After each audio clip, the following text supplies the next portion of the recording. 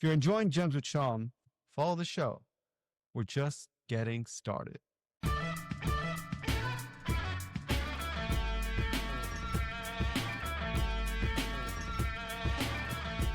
Welcome to Gems with Shom, a show about beat digging, records, production, and other things. Today, I'm joined by Nicolay. Welcome to the show, my friend. Thank you, brother. Appreciate you. Originally from the Netherlands, I first heard of Nicolay from his partnership with Phonte, forming Foreign Exchange. Famously having connected on the Roots Okayplayer message boards, they completed their first album, Connected, before ever meeting, which is oddly enough the standard in music today. In addition to Grammy-nominated work with Foreign Exchange, Nicolay has an extensive discography of collaborations, solo recordings, including the City Lights trilogy, Glaciers, Analog Dreams, Terra Firma, 2024, as well as film and TV work. You've accomplished a lot as an artist, and you've changed the game at a unique artistic time and creative time in the world. I knew we'd have a great discussion. Yes, I've been looking forward to this one. Appreciate your time, brother. So you grew up outside of Utrecht, am I correct? Actually, inside of Utrecht. Yeah, like pretty much like I was born in 74, spent my first 5 years kind of outside Rotterdam, and then my formative years were spent after we moved to a new construction in the city of Utrecht, which is right in the middle of the country. I think it's the fourth or fifth largest city in the country. One of the oldest. It's actually built on a Roman settlement, so it's like literally goes back thousands of years. And that's where I've spent pretty much all of my time until I moved to the U.S. So the first, after after my toddler years, if you will, sort of the first 25 years of my life were spent there. Would you describe Utrecht as a music city? Yes and no. I would, in the sense that it has a rich tradition going back like literally to the Middle Ages in terms of classical music. So there's a lot of that going on, a lot of, classical music festivals. And by classical, I really mean like older than even, like romantic composers or stuff like that, but really like older music. There was definitely a scene, if you will. A lot of people here in America know Urban Dance Squad. That was one of the bands that came out of Utrecht that actually had a really, really great run of it, and kind of showed a lot of us like what was possible.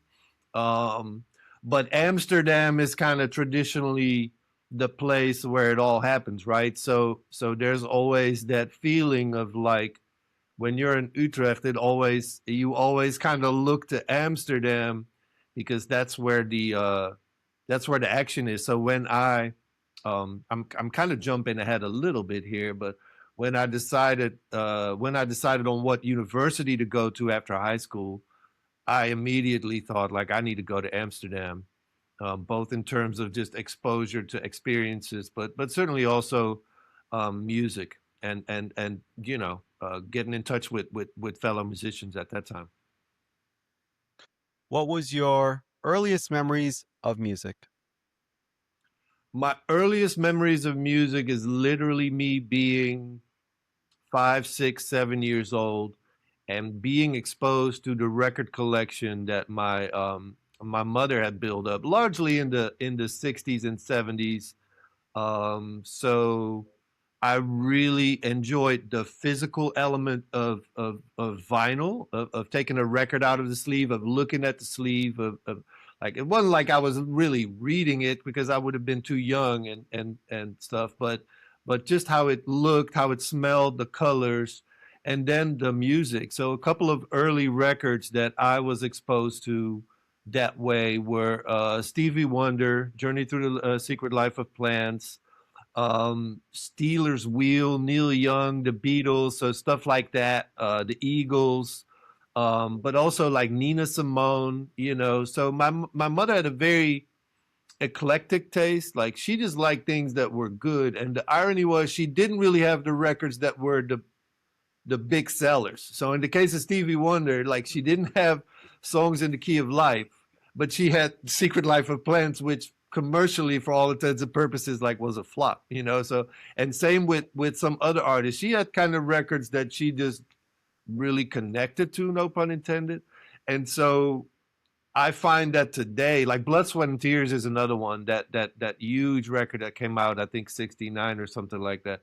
So like to this day, those are the records that I have a particular connection with, that if I hear it, it takes me right back. While another record from the same artist, while I might fully appreciate it, doesn't really have that same sort of kernel, you know? So that is the earliest, was just sitting on the floor in front of the stereo and with the sleeve in my hand and listening to my mother's records. That's fantastic. There's so much of an emotional connection with your first records. So Yes. I thought I'd ask that. And for you, it kind of explains what happens next. So when did you start focusing more on music yourself as a musician? So I that would have been more kind of high school years. Like I mean, I did play the recorder when I was a little kid, and I always sort of leave that out. But in all reality, now looking back, I do realize that, because that was kind of, I don't know about other countries, but in Holland, that's kind of a thing that you do as a kid. Like you play the recorder, and and I remember distinctly, like I would have lessons on the recorder at this lady's house in our neighborhood. She would just do it at the crib. She would do it at her attic. She'd have like 4 or 5 kids there, and every now and then her husband would jump in on the drums with us, which is a weird combination, like recorders and drums. But he was a drummer, and not like a professional drummer, but he was a drummer and he had his little kit set up. And every now and then he would jump on the kit. And I remember distinctly that when he would do that, like I would get super excited. I was like, this is like not about the recorder part, but about like all of a sudden how these drums made me feel. And so I picked up the guitar, I think in my early years of high school, which was really informed by my uncle Daniel, who is like, he's not necessarily that much older than me. Like I think like my mother's sister, it's her husband, and my mother and her sister, there's like my aunt was kind of like a late comer in the family. So me and my aunt only are separate by like 10 years. So she was always more like an older sister to me growing up. So a lot of music came through her as well, because she was really, as a teenager, really plugged into stuff. And her husband like played guitar, and I thought it was just really cool. You know, I thought it was just super cool. So I wanted to play the guitar largely just to be more like him, you know. And then I got some guitar lessons. I got some actually classical guitar lessons for a few years, which was a mixed bag, because I wanted to play more like, you know, campfire, like strumming. And so, but I was learning like classical, you know, like Villa Lobos, like classical guitar composers. And I struggled with that because I really liked it, but it wasn't ultimately, I think, the music that I was going for. But now, again, with the power of hindsight, I learned a lot during those years. At the time where maybe I wasn't super open yet, but I learned a ton. And so ultimately, though, realized that I didn't really have the talent to really kind of become like a guitarist. I'm proficient but not a virtuoso. Um, and so parallel to that, my friends all were playing guitar too. So I had a buddy in high school. His name's Elmer. He was a phenomenal guitarist. Like he was a metal guy. So he could play. He had like a little Roland amp and a Stratocaster, and he could play all the riffs. Like he could really kind of do all those like crazy metal riffs, and so he was much better than I was. So he was kind of the designated guitarist in whatever we would do, you know. And we had another buddy of mine who also was a guitarist, but he was like a Prince fanatic. Like he would wear the polka dotted shirts, like in high school, you know what I mean? Which is like really, really cool. At the time, people were looking at him kind of funny, but he was living it in a way that I thought it was really cool. He had a pink guitar, which was modeled on Jesse Johnson, and he collected Prince bootlegs, and he was all in. And so my first band was with the two of them, and there were two guitars. So what was left for me to do but pick up a bass? And I never intended to do that, but it was just the only way that I could be down, you know. So I bought a cheap secondhand bass, and my first band in high school was playing Prince covers. Like we would like Prince covers, and then my buddy would write Prince adjacent kind of Prince themed music that was clearly, you know, and I don't know about the lyrics. I can't remember if he went there. I hope he didn't because it was high school, but it was kind of, you know, he would write these sort of Prince themed songs, but we would play. This was like 87, so Sign of the Times was hot. So we would play I Could Never Take the Place of Your Man. We would play You Got the Look at high school dances, you know. And I don't, looking back, I don't think we did a really great job at it, but we loved it so much that we were super passionate about it. So that was like my first kind of experience playing together with folks. Yes, The please. fact that you were in a Prince-inspired cover band playing the bass makes a ton of sense now that I listen to your music. You could see the influence. I feel that Europe and the Netherlands specifically, massive Prince fandom Oh yeah, there, yeah. right? Tell me about your early exposure and impressions of Prince as a young person. So for me, it's really, really, really personal and even tied to the geography, and I'll explain to you why. I would have, you know, I saw Purple Rain first, and I didn't really see it. Like I would have been 10, 11. It was a little bit later in Europe, the phenomenon, than it would have been here. So it was probably 85. I would have been 10, 11. And Purple Rain, you would see it in every music show, every hit parade was always in there, and it was the video. And I didn't really see it. Like I didn't. I've never been particularly fond of the song. I'm gonna have to admit that. And so, but then Parade came out in '86, and that changed the entire game for me. Um, because he came out with like Girls and Boys, and that's when it clicked. And it was everything like stylistically, the black and white, the 15-person band, the beautiful women that he had in the band, um, just just everything about it like just hit me like a ton of bricks. And the music was kind of central to that, you know, Girls and Boys, Mountains, Kiss, like those were all, and that's, so I would think that like '86 would have been the year where it really, really, really uh, got a hold of me, and then it culminated in Sign of the Times, and Sign of the Times was so huge in Europe, particularly in Europe. I think like for a number of reasons, much more so than in the States. For one, he never toured that album in the States. Um, you know, Interesting. he never he went to Europe first, and by the time he was done, he was so sick of it that he threw away any sort of plans to do it in the US, because Prince was always somebody who was looking to the next thing while he was doing the thing at the time. And so he would get bored really easily. So he never toured Sign over here, but in Europe it was massive. It was heralded as this sort of his kind of big artistic auteur kind of album, you know, and it had nothing but hits on it, and they were everywhere, and he was everywhere. And again, he had a new look, and he had Sheila E, and it was just like for my 12-year-old brain, it was just like it was everything. Like it was a guy that was flamboyant. It's very much like, you know, obviously in touch with his feminine side, and that was for somebody growing up like really like new, but also really attractive because at the same time he was kind of the man. Like he had all these beautiful women in the band, and so as a teenager growing up, like that was really really fascinating to me. Kind of seeing like his image, his sexuality, how he played with that.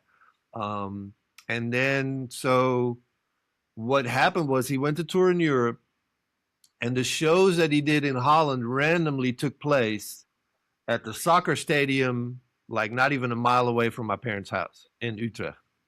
Um, they haven't done it since because it wasn't to everybody's pleasure and satisfaction, because like I remember distinctly lying in bed in my bedroom and Prince sound checking in the middle of the night, and I remember hearing like wafts of music coming from the stadium, and I could make out girls and boys, and they were sound checking it, and it was just, I don't know, one of those metaphysical experiences that I'll never forget.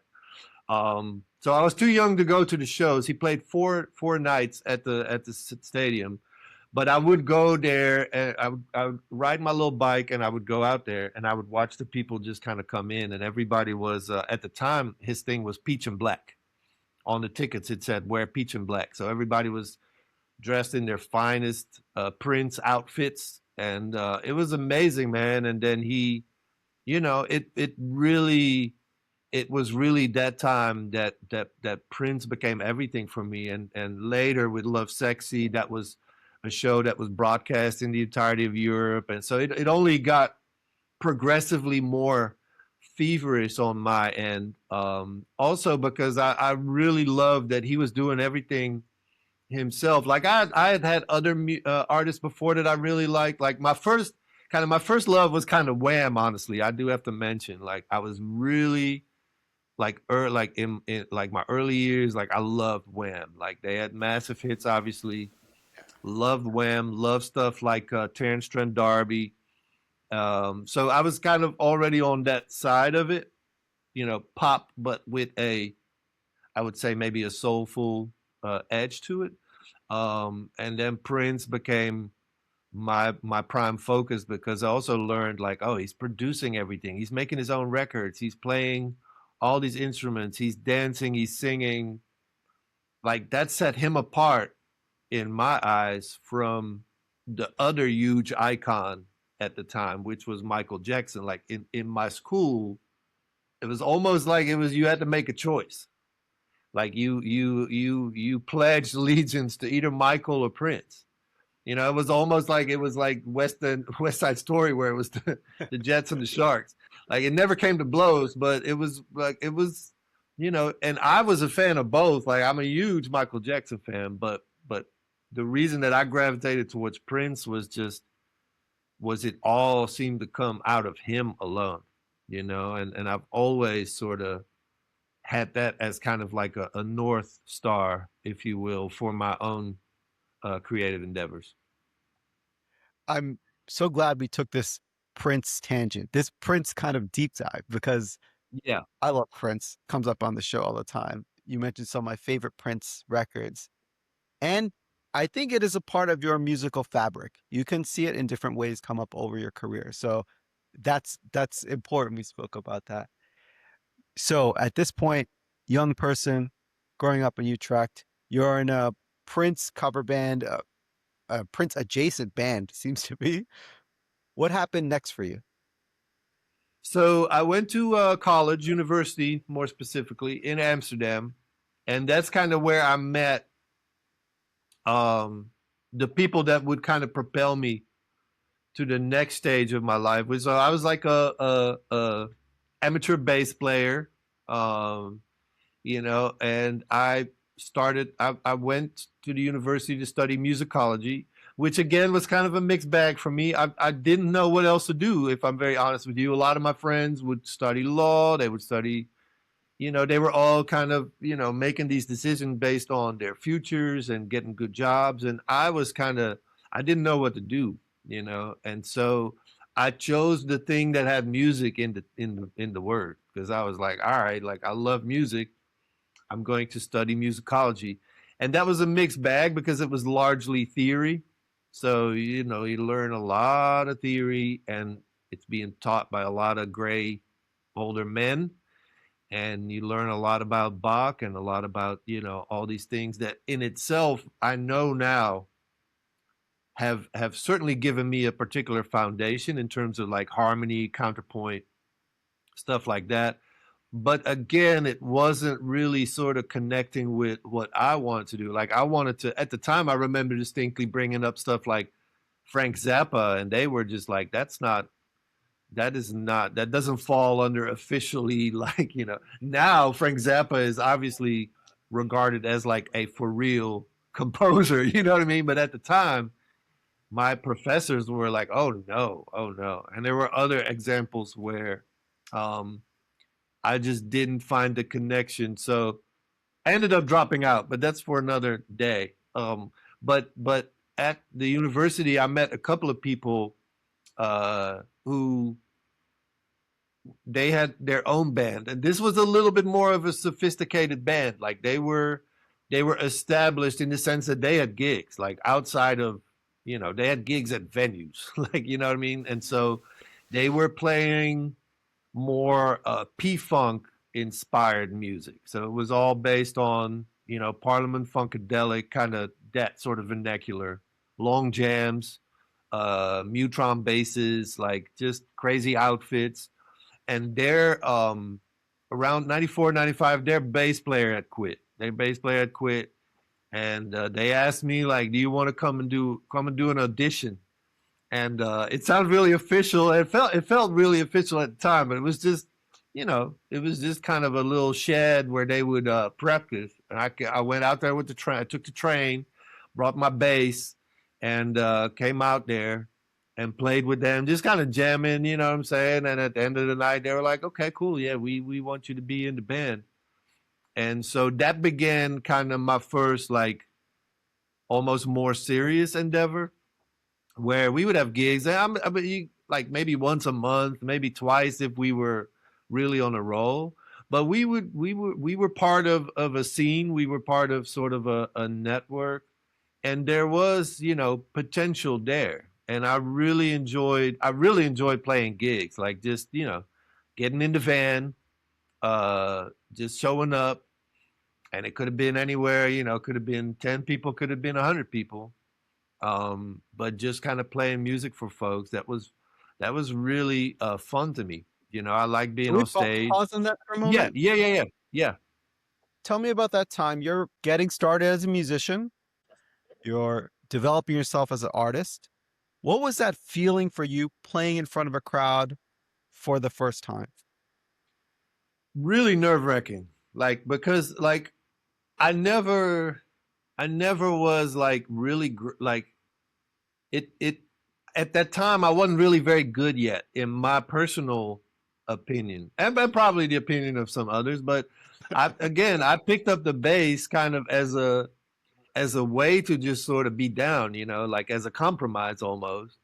And it took me a while to get passionate about it. Like it took me a while to really think like, okay, I can make this my own. And it, in many ways, I never quite did, because I've always been somebody who ultimately I'm I'm a jack of many trades and a master of none, as they say.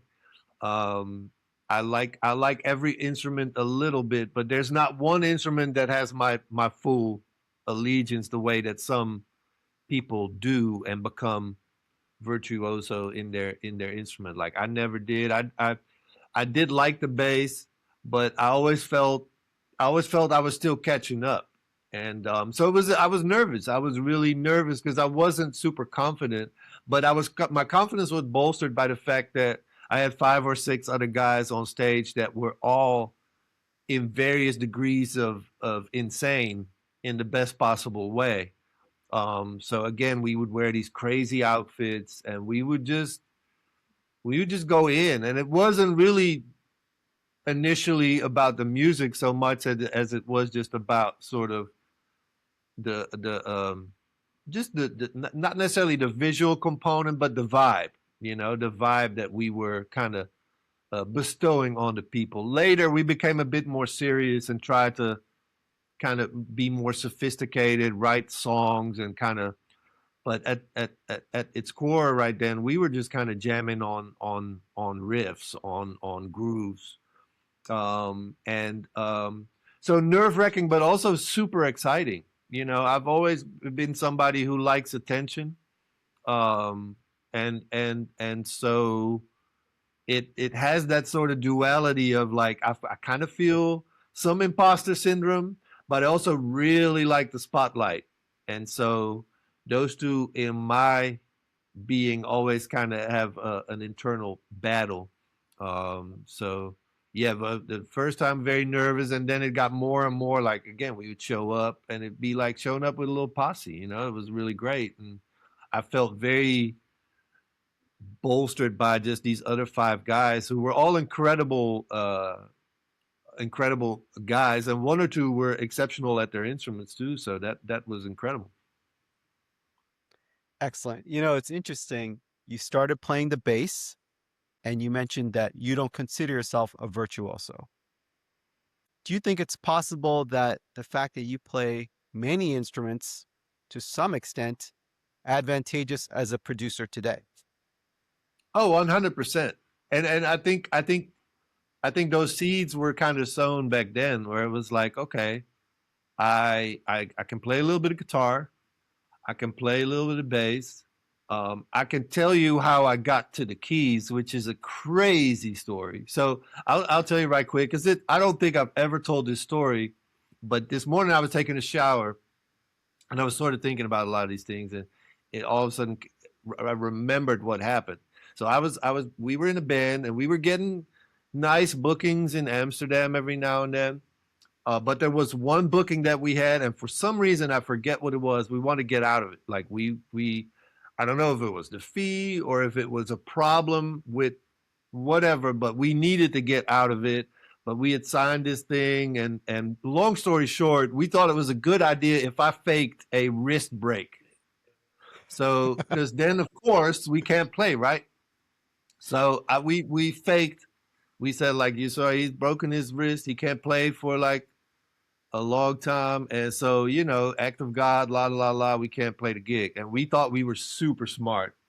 And then I think not 2 weeks after, we got this amazing opportunity to do something else, but kind of in the same network. And it was like, shit, like everybody knows that officially I have a broken wrist. And luckily I think we faked that it was the right wrist. So we came up with the idea again, like this is chicanery of the highest level, but also just dumb and sort of the folly of youth. We were like, what if I play keyboard bass with my left hand?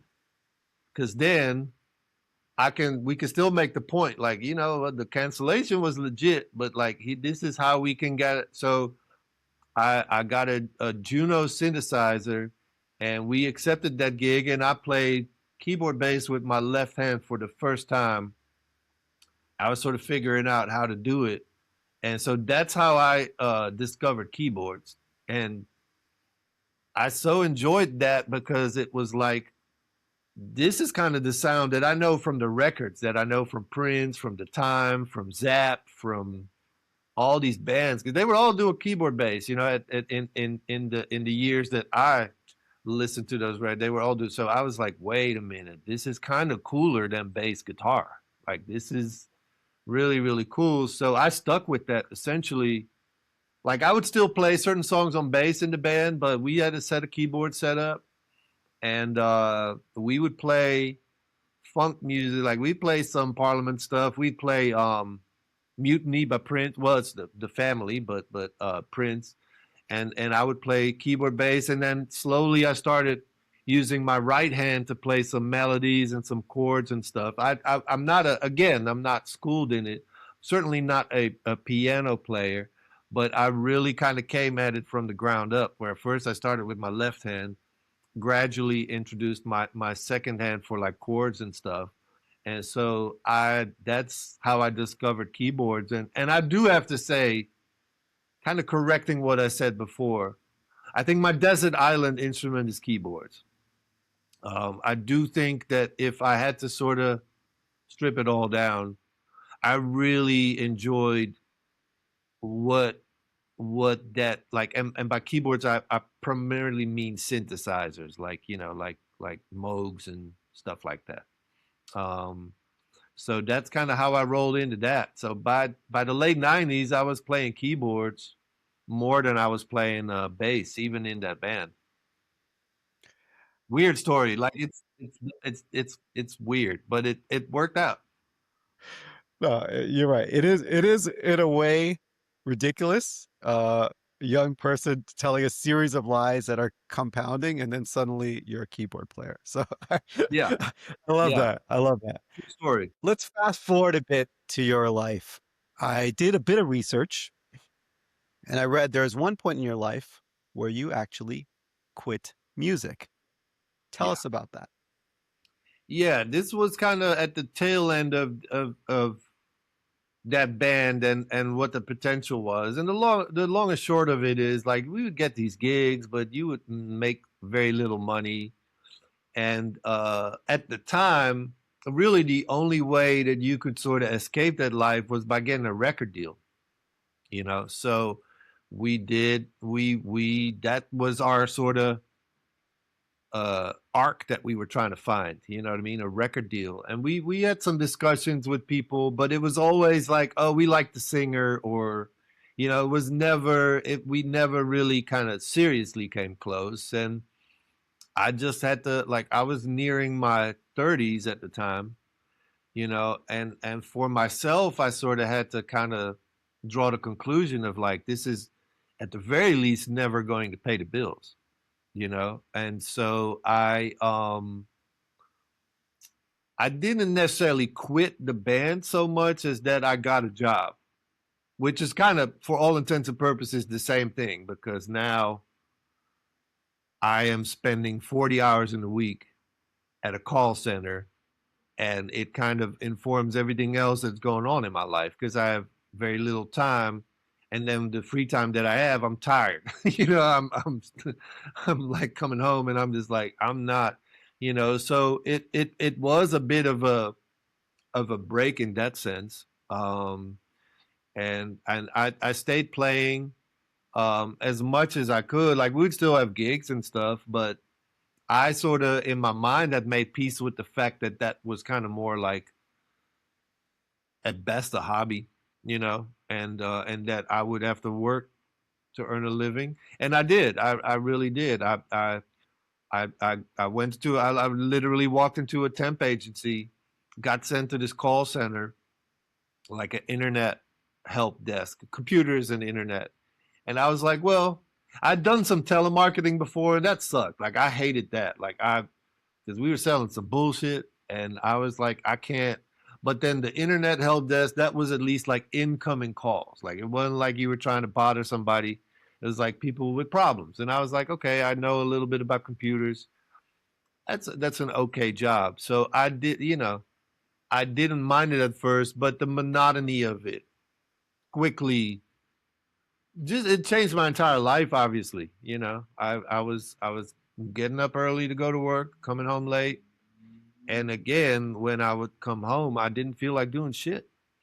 And so that was tough in the beginning, like, and sort of accepting that life was really, really tough. So a jump ahead a little bit, but I started making the beats pretty much as, like, just an outlet, at night, like, with no goal other than to just kind of my own enjoyment. So at first I didn't even save them. I would just turn the computer on. My roommate at first had I didn't even have my own computer at first. My roommate had a computer. Later I had my own computer. And I would just make beats at night. And the first year or two I didn't even save them, because it wasn't really about that. It was the experience of it, not the fruit of the labor. It was the labor itself that I just enjoyed, as, again, just a sheer distraction of having a job. For our audience, I'm going to fill in the blanks on what happened next.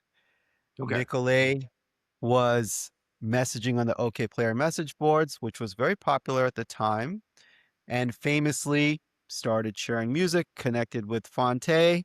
Long story short, over the internet, over these message boards, they formed a group, started sharing files, made very popular and successful music with foreign exchange. And Nicolay, the reason why I'm saying that is I know you and Phonte have done many interviews, so I'm going to save you from having to tell this story for the 50th time. I appreciate that. It's really, really great work that you did. And I was on those message boards. And I thought it was so cool that people that I'm seeing, just a name on a screen, made this great music. From your standpoint, what was the feeling when you quit your job and decided to make music a full-time thing again? I mean, like obviously there's a span of 3 or 4 years in between.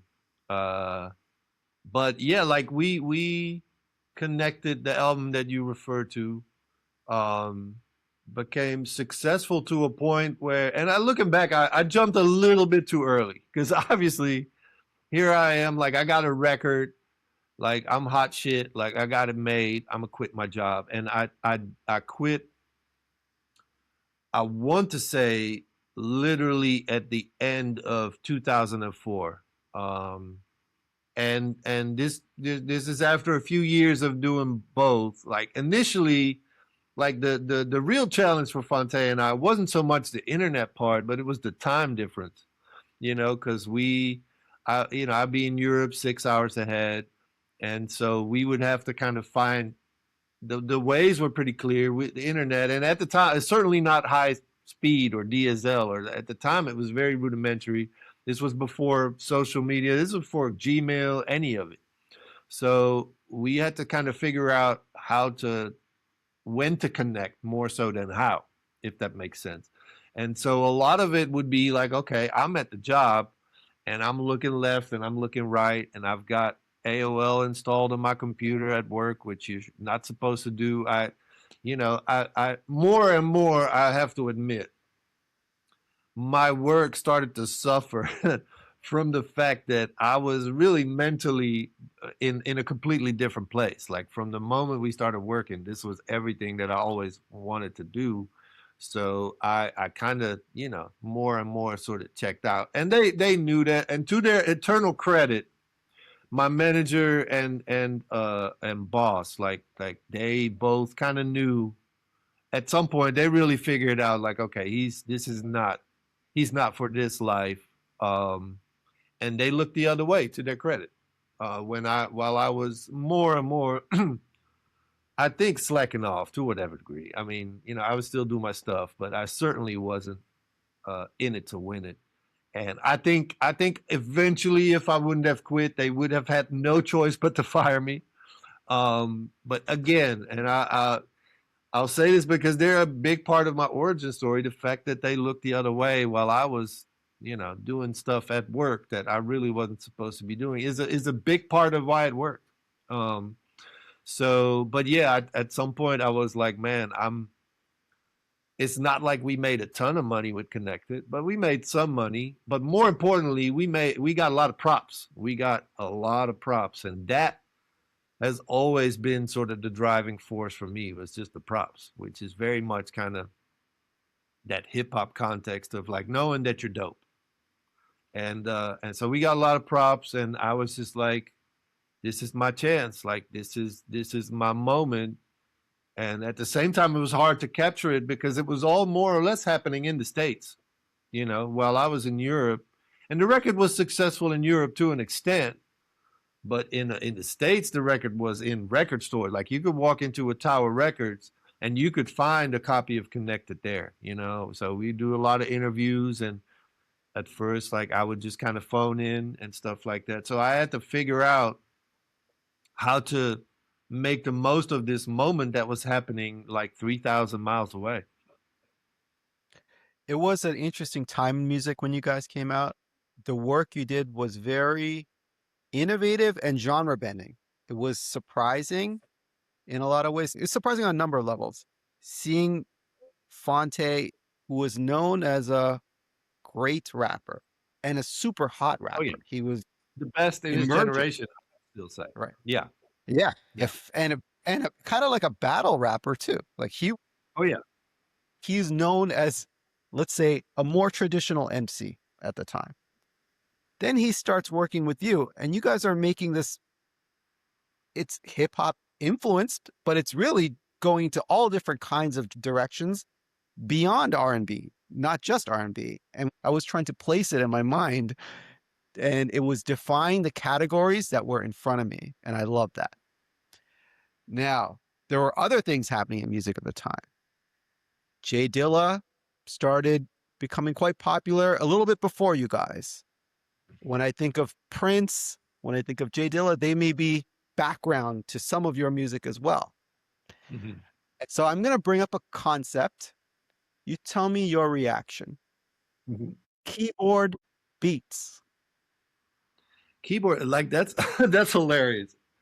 I recently thought of that term. This was used as a derogatory term initially, very much. Like a keyboard beat is essentially a beat that doesn't have samples in it. And my as a musician, I kind of had a leg in both worlds. I did samples, and I think I did some to great effect. But I would also make quote unquote keyboard beats, which is literally a beat that doesn't have any samples in it. And there was a lot of purism in music and in hip hop, particularly at the time, that now seems absolutely ridiculous. But at the time, there were rules, and depending on who you asked, if you didn't follow the rules, off gate, you would dismiss the product. Now, this is really weird to me, always has been weird because hip hop to me is kind of like punk in the sense that it's a genre that essentially came out of breaking rules. We're not playing guitars and bass and drums in the traditional sense. We're using these turntables, et cetera, et cetera. So hip hop in itself to me was born out of breaking rules. But then all of a sudden there were these gatekeepers that were, like for one, you could only sample off of vinyl. Like you can't sample off of CDs. You can't sample off, certainly can't sample off MP3s. That was like a kind of like cursing in church. VHS, like anything that wasn't vinyl, you couldn't use it. And then also, you couldn't use drums from people that had already used, like, so if like you can sample Earth, Wind and Fire, but you can't sample DJ Premier using Earth, Wind and Fire, because then that's, so there were all these rules. And I think the good thing of me being in Europe is like nobody really ever told me about the rules particularly. So I never really cared because I largely didn't know, you know what I'm saying? So when I started making beats, like I would just do things because I liked what they sounded like, and it wasn't about the rules so much as like I enjoyed the process. To me, it was about the process. And so the keyboard beats is a hilarious, like I haven't thought about that term in many years, but it was a derogatory term. And if you did do a keyboard beat that somehow passed the muster, like you were kind of king for a day because that was almost like achieving the impossible, and yet I had a lot of keyboard beats in my arsenal that really did end up really good. Like Come Around is a keyboard beat, quote unquote. There's a number of them on Connected. And so I was always kind of that guy that was sort of breaking out of that because, I like playing instruments. I could play a little bit of everything. And I liked introducing that into the beats. And Jay Dilla was kind of, and the Soulquarians as a whole was kind of like the approval pass that I needed to realize that you can add musical layers to hip hop and it still be hip hop. Like you could add roads, you could add strings, you could add lush layers, and it's still cool. You know, it doesn't all have to be Mobb Deep, and you know, even though I love and have done some super like straight up aggressive stuff, but I really enjoyed sort of more the lush side of it, and Jay Dilla and that string of records that was released like from 99 to 2000. So Things Fall Apart, Voodoo, Like Water for Chocolate. Those were all records where I was like, okay, I think there's a place for me in this thing because of hearing those sounds, you know? Yeah. Yeah. I think you guys certainly found a place, did a lot of work together over many years.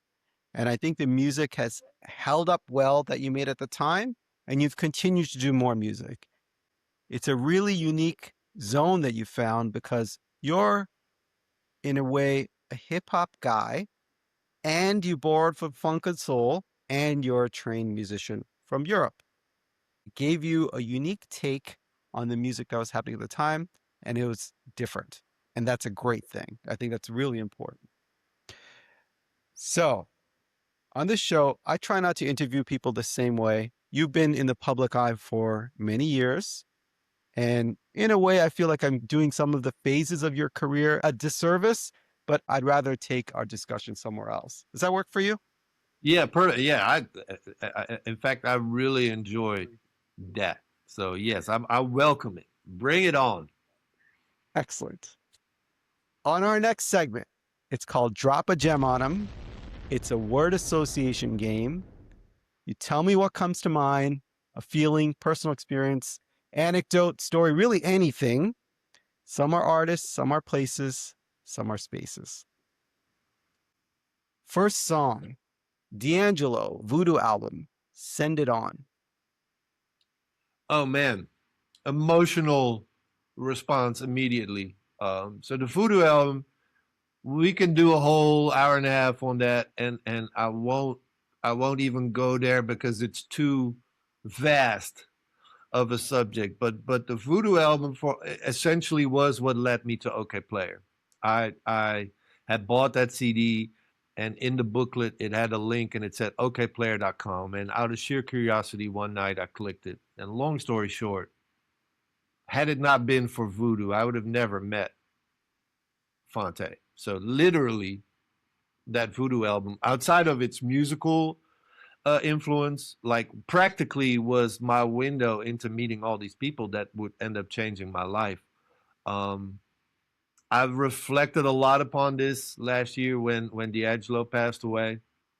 I was fortunate to see the Voodoo tour twice in Europe, and it was Send It On. Like I will never forget this. We traveled to Belgium because like he played at this sort of beach festival in Belgium. Slum Village opened for D'Angelo. JD wasn't there at the time. He was still JD in those years.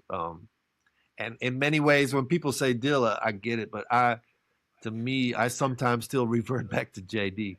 Yeah. But like but it was Batin and T3, and so they did a set. Now that was amazing in and of itself because it was literally like my Okayplayer heroes are now sort of right in front of me.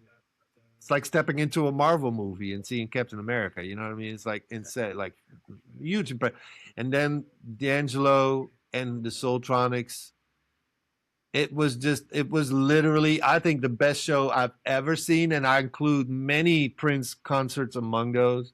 It was an incredible show, and Send It On, I think, was the second or third track, and when they kicked that in, I just started crying. Like I literally started bawling, like not just a little tear, like literally just bawling. Just the power of the music, the fact that it sounded exactly like the record. Like I can't. Sometimes that's being looked at as a bad thing, but in this case, it was glorious. Like that band was phenomenal. Um, and then that song. So it. I had a physical, visceral reaction to to being there, seeing that, just started crying my eyes out. And so Send It On to this day is like that one that I hear and I'm just like, I just need a moment. I just need a moment. Like that whole album is on another level for me, but that one, like, just for some reason, just takes me to like an emotional plane that is somewhere far away from here. Next record, Nick's Groove, Foreign Exchange. So Nick's Groove was the first. Nick's Groove was the first record that we did together with another record called Light It Up. It was a twofer, and I had done the track. I really, really, really. That was one of the first beats that I was like, okay, like I'm on some shit here. Like I had spent, like, this was kind of like 2 years in of making these beats at night, you know, and at that point I was firing on all cylinders. You know, I was really getting something great, and I remember sending it to Phonte, and he was like, "Yeah, man," and that moment, I always go back to that moment of first hearing what Phonte and Pooh did with it, and just how perfectly it matched my expectation, blew my expectations out of the water even, but in essence it was exactly what I had wanted to do. You know, it was informed by funk and soul and jazz, hip. It was the best of what hip hop would. It was exactly, I think, what my dream sort of collabo would have been at the time. So I just remember like the adrenaline shooting through my body, just running through the house, not knowing like how to even express the joy. Just the adrenaline. Yeah, just and it, like, I personally don't have this experience myself, but it was like probably comparable to like a serious high, that, like, ever since have become this sort of thing of like, that's the moment, like that's kind of the payoff moment when it all comes together, you know. So yeah, Nick's Groove, and then of course the pride of it bearing my name, to this day. It I think it, from the early years, that's the one that I point to, that I think kind of says it all. Thanks for sharing that with us. I love hearing these little moments of artistic victory because that didn't make you rich. I'll say that. That's a emotional reaction to hearing artists you like make something great and send it back. And that's the shit. I'll just say that's the most important thing in the world. Still to this day, man, to this day, that's the moment for me. Like I've always, you know, like I can honestly say that I'm only motivated by music. Like I like being able to pay my bills, but it's never been about anything for me than the joy. And I think in many ways I'm replicating the joy that I felt as a 5-year old listening to these records, right? I think it's no different than that. I'm connecting right back to that joy that those records gave me. And then to hear the joy that other people find in our records, it's indescribable. Here's something I'll posit to you. If you felt any other way, you wouldn't be so good, right? So it has to be Yeah. inside you. Otherwise, you wouldn't have spent all those years alone in your room practicing, doing all that. Right. It has to be internal. And if it's not authentic, people could feel that shit. That's a great point, and I think now more timely than ever with AI creation and stuff like that, and how a lot of people are concerned about it. I'm not going to say that I'm not, but to me, it also is a very easy sort of distinction between, like, you can kind of always tell what's real and what's not, even in the past. And I think, yeah, I think for me, music, art in general, but music is, because of it's my chosen art, is essentially just expression of a human soul, you know, to other humans, a form of communication, of connection, of language where words fall short. So I don't think you can ever replicate that and not have humans involved. You know what I mean? Impossible. Next song, Climax, Slum Village off the Fantastic Volume 2 album. Okay.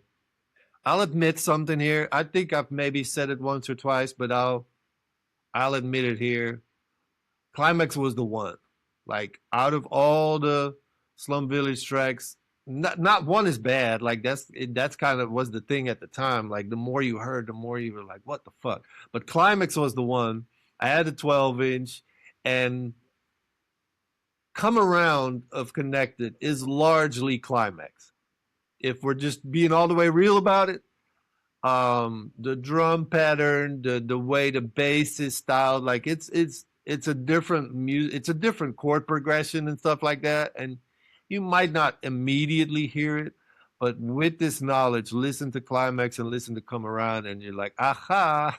Like it's at the time I was very much still, I think, finding my own voice, and you do that by emulating others at first, and Dilla was influential on me as a producer to a point where you can point out certain blatant, if you will, examples of me embracing that influence. You can also call that biting.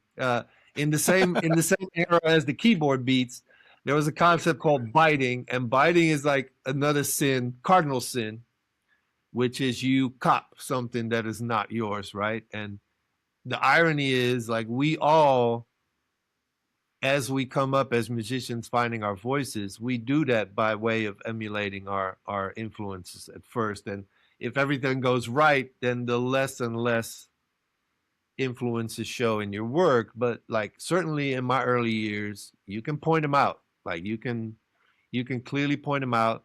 And Climax was the one. Climax is like almost like a template for me of like elements like a hook, drums, bass, that Steve Miller sample. Like you could sort of, it's like a template. It's like a JD circa 2000 masterclass template. And I certainly went to that school. I think that's very, very open of you.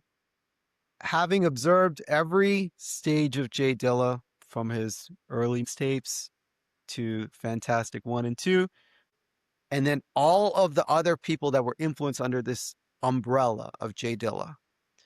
I think it's really great what you said, because you're acknowledging and you're giving full credit to the influence, yet you took it somewhere else. You added instrumentation. You made your own sound, which eventually just was completely separate, right? That you could find the foundational roots, but you had your own sound.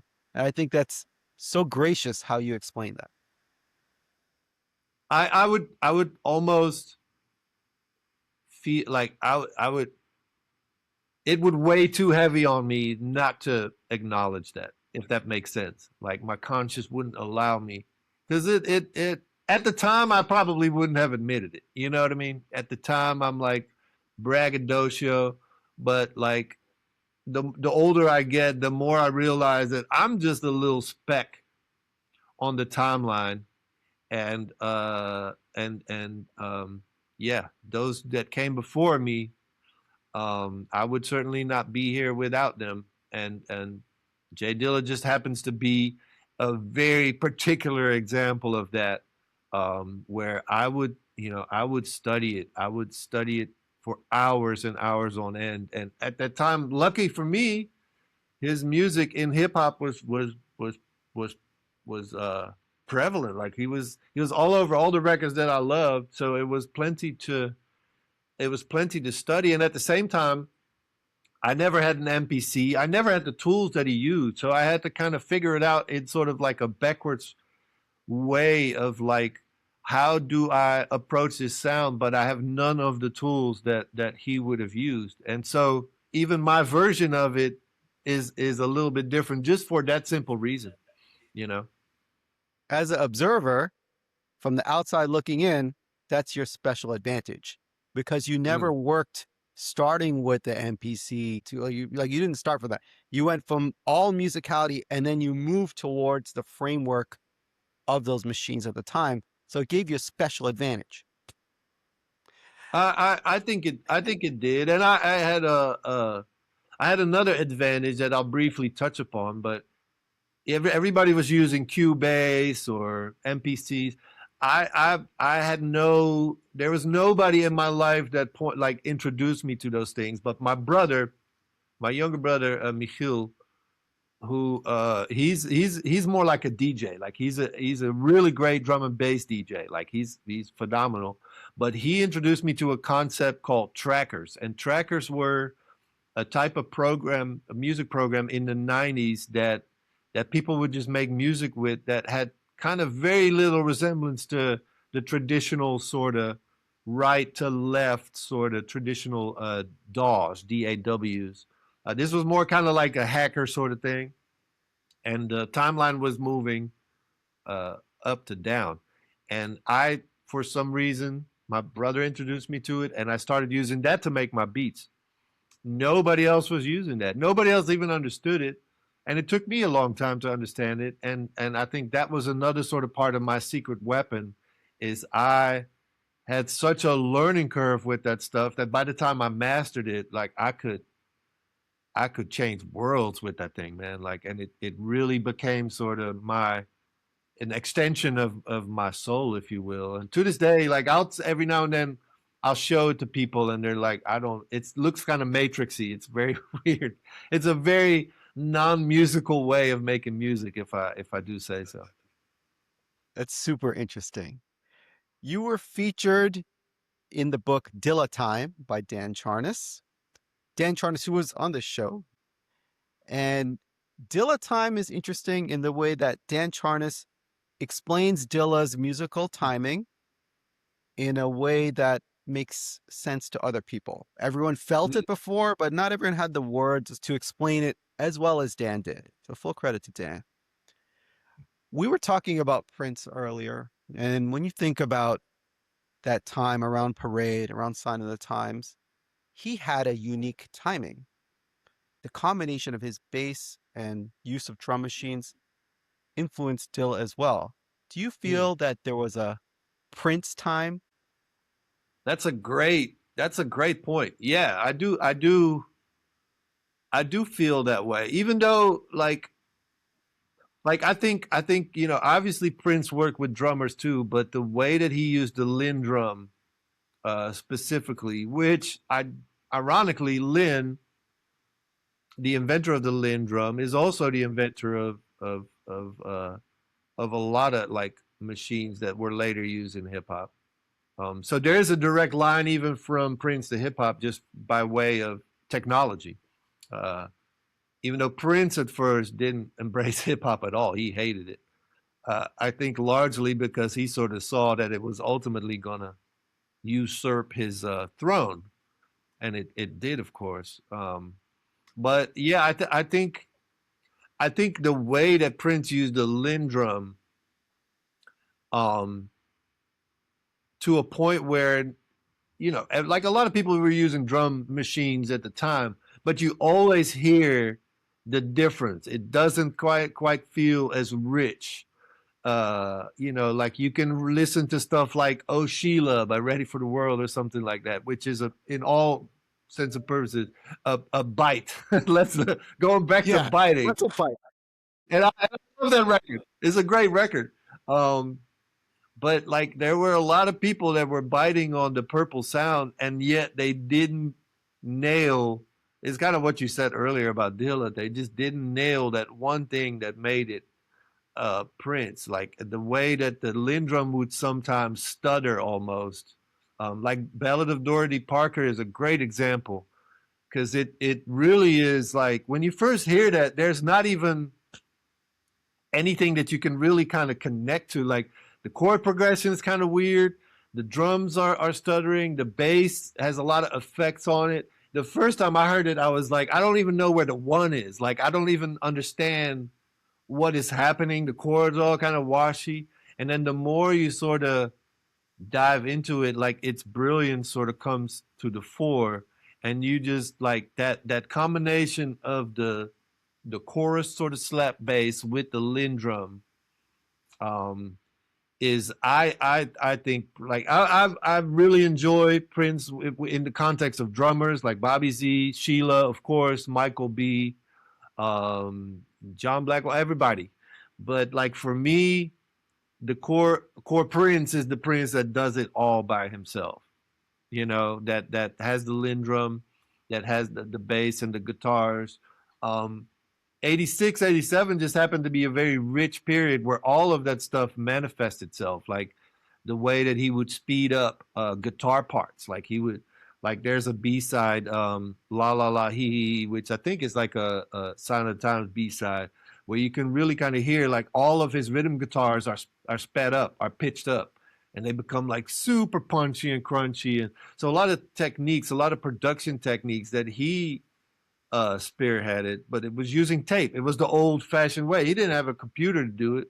He just had to really do it with tape, with effects, with his hands. So it's an interesting concept. I think Dan, who I am fortunate to call a good friend, maybe Prince Time could be an amazing sequel. I'm just putting that out there, and I full credit for you for saying that. But there's definitely something like Prince Time, and it's something I've always like. Even when we were playing P Funk, which obviously Prince to whatever degree is informed by, and what I learned from P Funk was there's more time than you think. And I think a lot of us, like at the time, we were young and we were excited. We were just excited. So we were rushing. We were just always ahead of the beat. We were just so excited. And then you start listening to these records and you realize like there's so much more time in a note or in a bar than you think. And by taking more time, it almost like it becomes more relaxed, smooth, everything like a record like Voodoo, where everybody is like almost like a day behind the drum. Like, you know what I'm saying? It's like people like it is amazing. And that's why I think I love that stuff so much, because it was like I had no idea you could do that. Like I always initially when I was learning and getting classes, it was all like you have to be on the beat. Like you perform to nail it, right? To be on the beat, in the pocket, I guess as they say. And then you start realizing like I could be late. Like I can be I don't want to ever be early. Like I don't like that's too white, quote unquote. I don't want to ever be early, but there's so much more time, and if you just take more time, and you could be late, and then all of a sudden this world opens up, and it's just like, oh my god, like and we with the foreign exchange would do that with everything. Like we would be like, all right, I'm gonna push every like I'm gonna push it all to the right. That's what we call it, pushing it to the right. And it all of a sudden things start to breathe, things start to feel smooth and relaxed, and that's something that I think I took away from a lot of that. And to this day, I'm always like, let me push this a little bit to the right. That is a fantastic insight from a producer. And points like that are why people listen to the show. So thank you for sharing that. You're such a Prince fan. Let's talk about the Camille incarnation of Prince. Man, you're opening up a can of worms. Um, so my fascination with Prince is because of a myriad of reasons, and each one of them is a vast area to explore.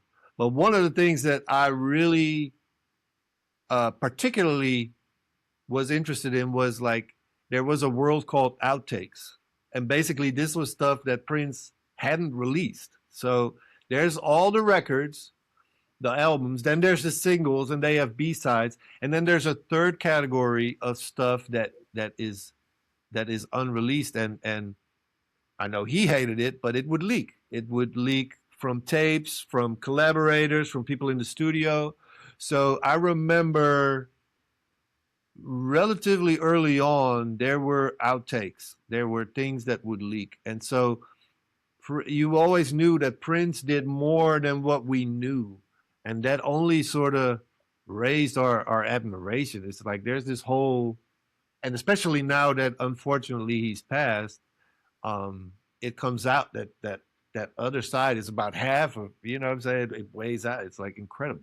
So in 86 is when he really started realizing, I think, for the first time that he had way too much. He was making too much music. Like that could ever be a thing, right? But he was making too much music. And so he had like his own, he had Sign of the Times. Well, it got okay. I'm gonna have to I'm gonna take 5 minutes because this is important. This all kind of starts with a project called Dream Factory. And it's uncertain if that was ever really a thing because a lot of these things get romanticized and become kind of myths. And sometimes these myths are exaggerated by band members, by people that were there to kind of to make their own involvement sort of, you know, more significant, if you will. Um, but like there have always been these projects that he was working on while the other thing was a thing. So Purple Rain came out. He was working on a album, if you have to believe the people around him, called Roadhouse Garden. And then Around the World came out instead. During Around the World, he was essentially making Parade. During Parade, he was essentially making all these other records. And Dream Factory is kind of in between, depending on who you ask, either after Parade or around the same time. And Dream Factory has a lot of tracks that, if you follow me, would end up on another unreleased project called Crystal Ball. And Crystal Ball was the initial entity that would become Sign of the Times. And the reason we have the double album is because Warner said, like, we can't release all this music. And a large part of Crystal Ball was the Camille material. And this was, I think, for me, like sort of prime Prince, because only like I think it was the first time where I sort of where I had the experience of an artist assuming like an alter ego. It might have happened before that, if so, I'm not. But like somebody is basically saying, "This is not me. Like you're a fan of Prince, and this is not Prince, but it totally is Prince, obviously." So he assumed this alter ego named Camille, and again, these things get romanticized a lot. But supposedly, he was influenced by this like 18th century or 19th century French hermaphrodite. So like it's this whole story that people can just Google. But like what's important in this context is that he used studio techniques to alter his voice. And particularly make his voice much higher so that it's almost it's still not necessarily female sounding, but it's more kind of it kind of takes a little bit of the human side of Prince out of the equation. And so If I Was Your Girlfriend is one. I feel like Housequake originally was a Camille track. There's a bunch of it's essentially a fully formed album. When I was picking T-shirts, I almost put on my Rock Hard in a Funky Place, but I was like, I don't know if people understand what that means. So, but yeah, Camille and I heard that sound and it's so sexy. Like it's so like If I Was Your Girlfriend, I've waxed about it many times. Probably Prince's sexiest record. Like people say Adore is and Adore is a very romantic ballad, but If I Was Your Girlfriend is like that is more like a sort of sex but with a tinge of desperation on it. Um Again, that Lynn drum and that slap bass, and then the lyric as a teenager again like was unlike anything that I would have ever heard. You know, a man saying to a woman that he is jealous of her girlfriend because he feels like they might be closer than he could ever be. And to express that as a concept as a teenager when society and people around you are all telling you to be a man and being a man is this and being a man is that, and again rules, right? And then to hear somebody throw that all out and just express something that is so deeply personal. I again, that's reason million why I'm such a fan of Prince. Is like he had done that before in some ways, like the really kind of bearing of the soul, like the beautiful ones. To me, is like a great example of that. But if I was your girlfriend, man, that must be that must be the perfect song. Like that, like just musically, it's really incredible. Again, it has a lot of these layers that makes you wonder what's going on, like a backwards accordion and just really like odd stuff that creates this sort of otherworldly feel to it that I love about these Prince records from circa 60 or 86 to 87, right? Real, it moves all over the place. But then just the lyric talking about that he wants to help her pick her outfits out. And just like, I mean, as a teenager, I can legit say I was never the same after hearing that record. Well said. It's simply magic. I think you framed it so well. Your Yeah. second album with Foreign Exchange, Leave It All Behind, went even further out of traditional hip hop and R&B.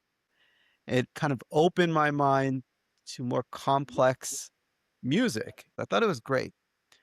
Now, a song on that particularly stuck out to me, House of Cards.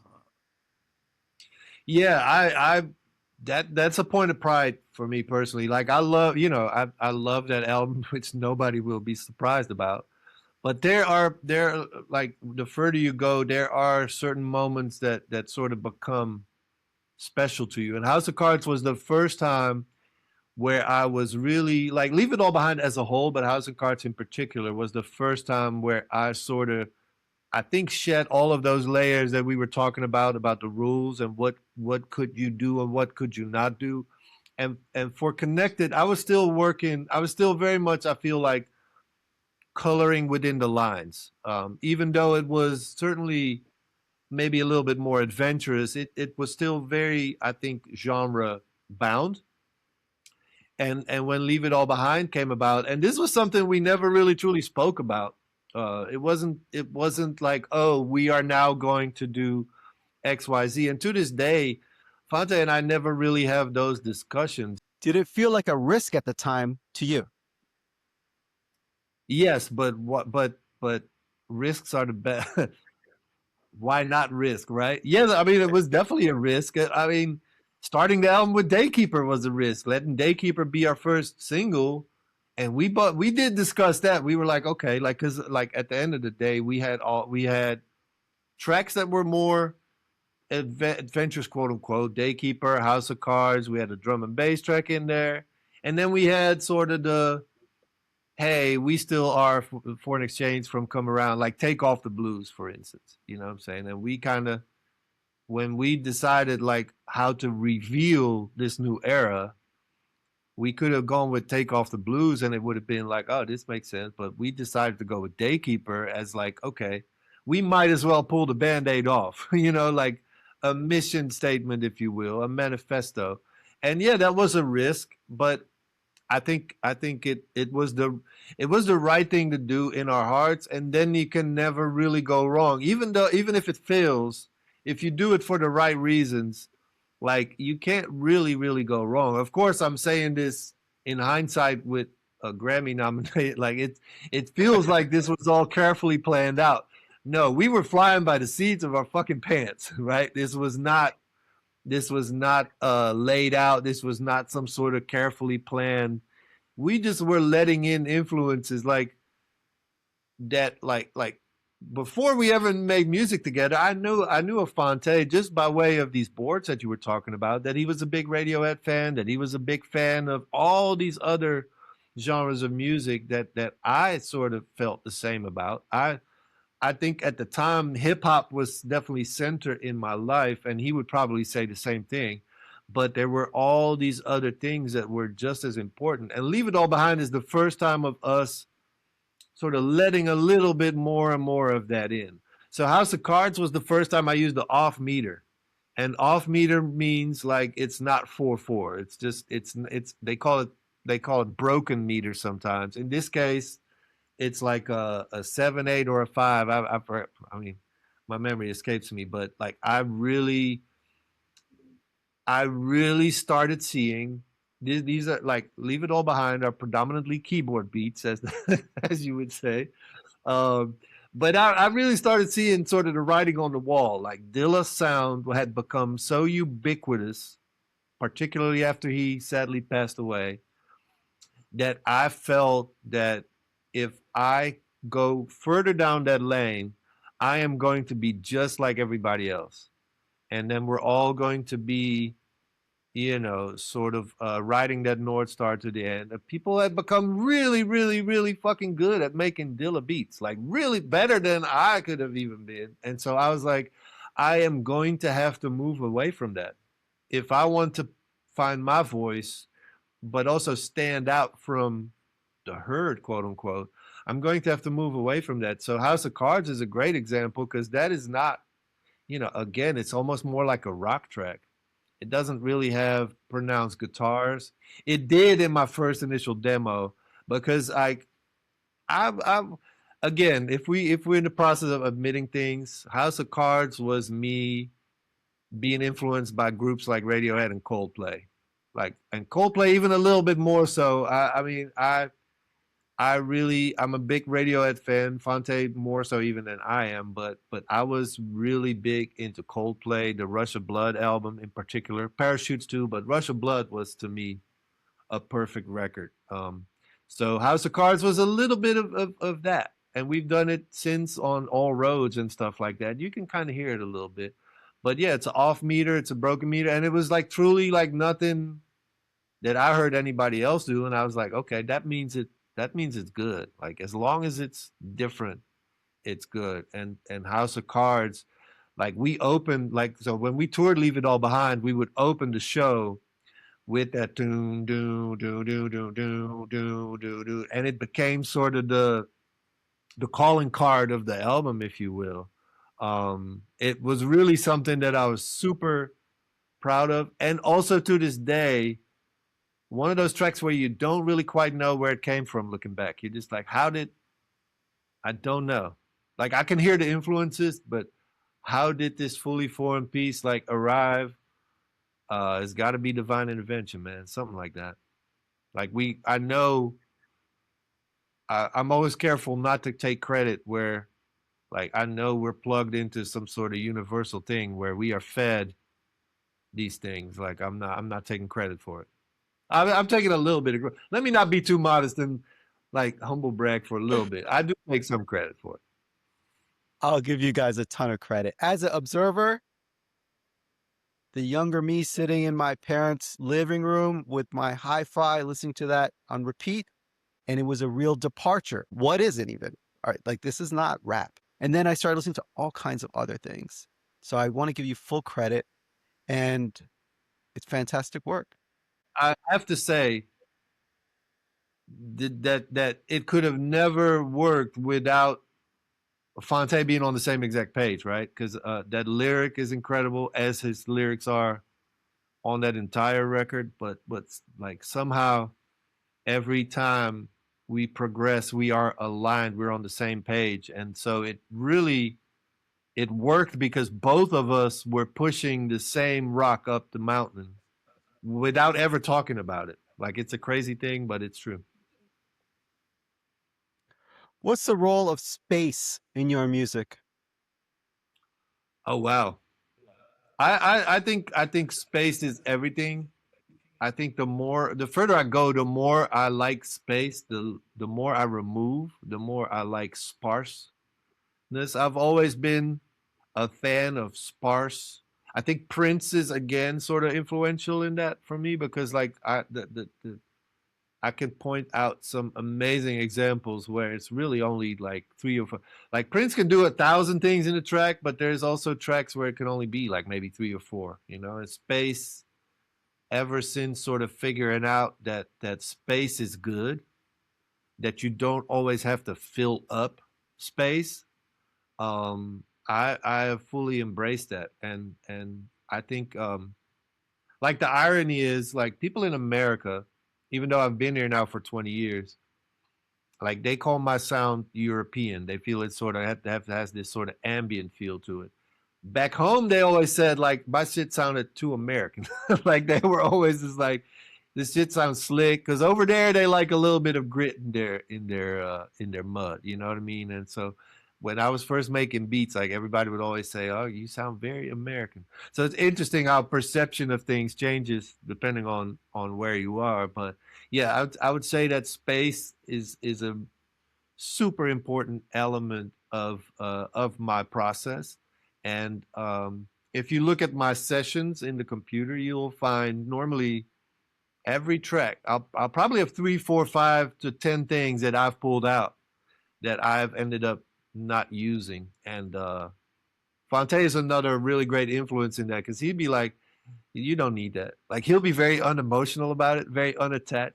But that's exactly why he's such a great collaborator, because he just doesn't believe in self-indulgence. You know what I'm saying? And that's a great. That's exactly what I need sometimes because I'll be like, I just did this thing with 50 different parts and it's 7 minutes long and this is my life's work and this is my 16th tempo. And he's like, you don't need that. And it's a beautiful to have somebody in your life that can do that, coming from a place of love, but also at the same time being unemotional about it. And you look at it and be like, yeah, he's fucking right again, you know. And there's so many examples of that across our catalog where he would be like, nah, you don't need that. Beautiful. In your life with foreign exchange and otherwise, you've been involved with a lot of new artistic directions, innovations, whether it's collaborating remotely to other things. What excites you about the future? I think what excites me about the future also scares me about it, which is which I've been a beneficiary of, which is that technology has evolved to a point where you can make a fantastic product with a laptop, right? With just, I think we are sort of among that first generation of bedroom musicians that we didn't grow up working in traditional studios. We never had the access to that, nor do I think we want to. Like, if you'd ask me right now, do you want to go and work at Electric Lady, or do you want to be in your room with? Everybody will think that I'm nuts, but I'd probably choose my room. You know what I mean? Because that's kind of what I'm used to. I'm not a traditional studio musician, so the democrat Democratization. there you go. Shit. It's early. That's um, of music technology has really enabled people like myself and also other incredible talented people that all of a sudden that that speed bump is no longer in front of the technology. So anybody can make incredible music. And then also the releasing of the music is also opened up to a point where if you make a record today, you can have it on Spotify tomorrow. And somebody in Japan can hear your song that you made in America last week, you know. And I think those are all beautiful things of how it's easier than ever before to make something and to put it out there. The downside, of course, is that very same thing. Like everybody has access to the same tools, and some people use it for the better and some for the worse. And the fact that there's like 600,000 songs every week added to Spotify, um, and how many of those can realistically be great, right?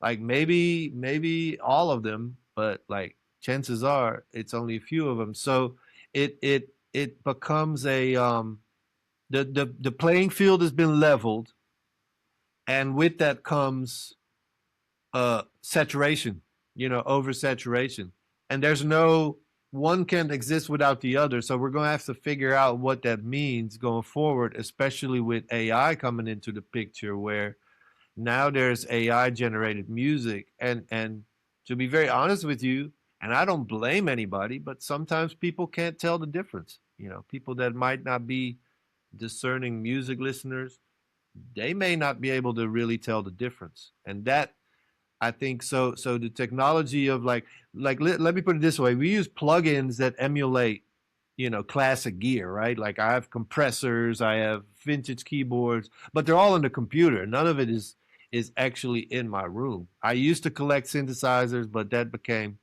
an expensive hobby because actual hardware gear breaks down, starts making noise. You have to maintain it. It's expensive. So I, and like many others right now, am what they call in the box, which is kind of the next iteration of keyboard beats. Like you're in the box. It's all in the box, right? So I have benefited tremendously from something that essentially is AI, right? Which is the emulation of something that exists in the real world, and you can now use it in your computer. And truth be told, you can no longer tell the difference sonically, you know. So I've benefited from that greatly. I've used it to great success, and many others have too. But the danger is, like, if you take that much further and you let AI create the actual music, I don't know what that's going to mean, and I it scares me sometimes. I also think, like many things, it has to mean in some way that it's an opportunity. But I don't know yet exactly how we can navigate that to be an opportunity, But I think music technology is a long timeline of innovations. And people at the time said, this is the end of the world. Like recorded music was at first seen as like the end of everything, like nobody will ever go to a concert again because, the electric guitar was seen as like the end of everything. So there's always that. The synthesizer was seen as the end of orchestra, like it's always been that. And we've always found a way, drum computers certainly, like, so I am always like optimistic to a fault. Um, Even when it comes to these technological advances, but streaming, AI, it's not easy, and it's not becoming easier. And at some point, the challenge is not going to be like how great is your music, but is anybody listening? Is anybody? Are you a tree in a forest of falling trees? Or are you able to still, like, we have the advantage that we have a substantial existing fan base that we started building up in the old model industry, like I said, Tower Records, stuff like that. Then we went to downloads, iTunes, we mastered that. Then we had to go to streaming and stuff like that. So we still have some ways where we can reach people, but if you start now, I'd be hard pressed to give you the answer on the question of like, how do you reach listeners? How do you cut through that vast amount of material that's poured into the world every day? And that's on top of people having Hulu and Netflix and being able to watch like everything that they possibly want. So that development of that kind of came out of the piracy in the 90s, which is like, okay, nobody wants to pay for anything anymore, but like, what if we give you everything? What if I give you every album ever recorded? Will you then at least pay me $10 a month? And that worked out, right, for a while. Same with Netflix. Is like, okay, you may no longer have cable, you no want to pay for cable. What if I give you every movie that ever came out? Will you then give me $10? And people were like, okay, maybe so. So that initially was a way to sort of make the model sustainable. But of course, like the creative people, you can only divide that $10 so many times. So as a model, it's completely unsustainable. So that oversaturation of like, we need to have access to everything, that's going to explode. I think the Hulus, the Netflixes, also the Spotify. I think people are going to back to the model of like, I don't need to have everything because nothing means anything if I have everything. I want this thing that I like. I want this album that I like. I might buy it. I might buy it on vinyl. I might, just stream it. But I am going, like, I think people are going back to music collections where music collections say something about your personality, say something about the people that you have things in common with. And I think we're going to be done with this whole, like, I have an app that has everything because that means zero. So I think the tech disruption is going to come to an end. Uber, Airbnb, Spotify. I think everybody's going to go back to records, taxis, and hotels, like straight up. Like I think the tech disruption. I think it was fun while it lasted, but I think people realize, man, it comes at a huge cost, and the cost is usually a human cost, and I think we're starting to figure that out. I look at it as there's a lot of change that's going to happen. The concerns and risks are absolutely fair. There will be casualties. Yeah. However, over time, I'm an optimist too. I look at it like this. If you have your authenticity, you have your personal ethics, creatives and otherwise, I see nothing but opportunity. We just have to find it. I'm not trying to be a loser in this. I want creativity and authenticity to win. And as an individual, it's my job to find that, right? And so yeah, that's kind of my point of view. We have to leverage it, right? And I think as long as we are at the controlling end of it, people are going to find incredible ways to do these things that are going to be phenomenal. And I'm not a naysayer just by default. Like I think even AI will present incredible opportunities. Like you said, there will certainly be casualties, but there will also be entirely new sectors of opportunity.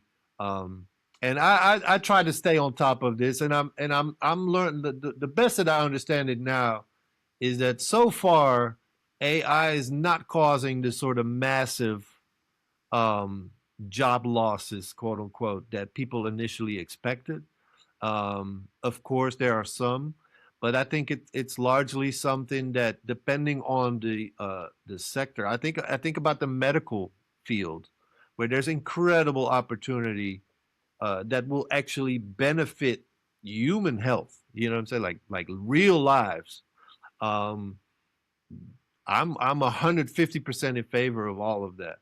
Um, Creating a new track that sounds like just like the Beatles did in '60, that seems just silly. You know what I'm saying? And I think people are going to do that for a while. Be like, oh, this is a track where Jay-Z is not rapping, but he's singing a Frank Sinatra song. Like that's going to wear off like in a couple of years, and then we're going to talk about like how can we really use it for the good of humanity? How can we solve like fucking hunger finally? You know what I'm saying? How can we eradicate these diseases?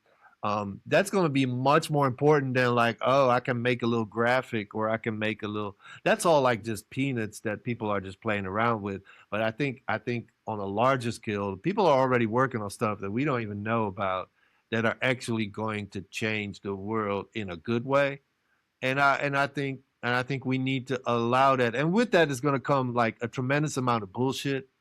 And I'm not going to lie, it's going to be scary because you're going to get political speeches and you don't know if it's somebody really said that. I don't even know that now.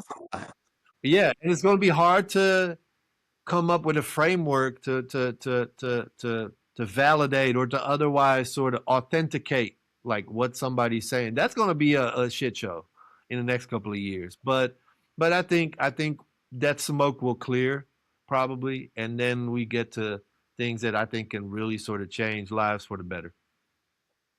I love that sense of optimism, and I can think of no better place where to leave it. Nicolay, thank you for your time, brother. Thank you so much, man. This has been a blast. Thank you. Appreciate it. Awesome. Peace. Peace. Just give me 30 seconds of your time. Firstly, a huge thank you for checking out the show. This started off as an idea in my mind. To see the growth and the support from the beat digging community from around the world has been fantastic. Secondly, if you support what we do here, take a moment and join the 19% of listeners and subscribe on this app. It makes a huge difference. And my promise to you is to grow this show to make it even more of what you love, more guests, more interesting conversation, more beat digging knowledge. We appreciate your support. Peace.